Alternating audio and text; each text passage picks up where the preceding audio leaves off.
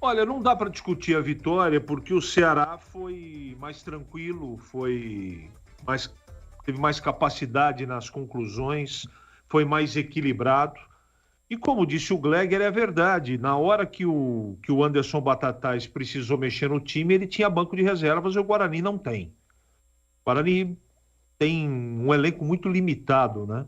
E toda vez que o treinador olha para o banco e precisa resolver o problema da partida, ele não tem o que fazer. Você vai resolver problema com jogadores que entraram, desculpa, com todo o respeito, não dá para acreditar, não dá para ter convicção que as coisas vão mudar. Foi no detalhe, mas foram detalhes importantes, não é? Você tomar gol de contra-ataque, tendo a bola parada no primeiro tempo a seu favor, isso não existe. Não existe. Um gol de falta e não estava tão perto assim. Eu acho que o chute foi muito forte, o chute foi venenoso, mas eu fiquei com a impressão de bola defensável. Eu posso até mudar de opinião.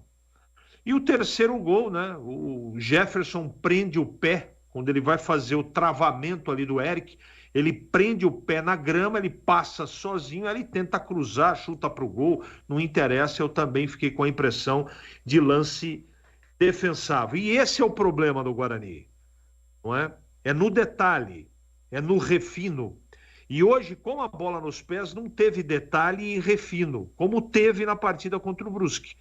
O Luan Dias foi um diferencial no meio campo. Hoje o Bueno não brilhou, jogador apático, não comprometeu, mas foi apático. O Luan Dias também correu pra caramba, mas pouco produziu, também muito pela marcação do meio campo do Ceará e sempre, né, o Caio Dantas fica lá nadando sozinho no mar, numa canoa furada, tentando com uma canequinha assim tirar a água que entra pelos furos da canoa, sozinho no mar, sem remo, tentando remar com os próprios braços.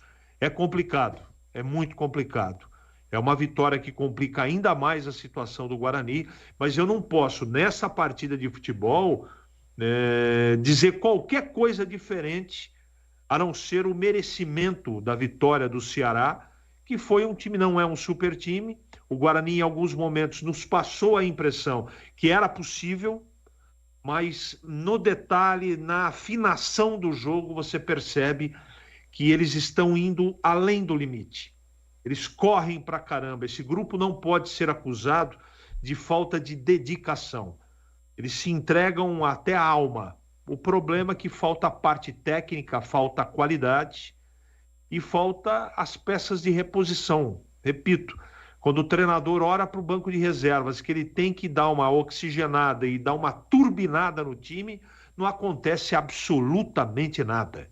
Marlon, Maranhão, Daniel, não sei das quantas, é muito pouco para um time que ainda quer sobreviver na Série B do Campeonato Brasileiro e do Pinheiro.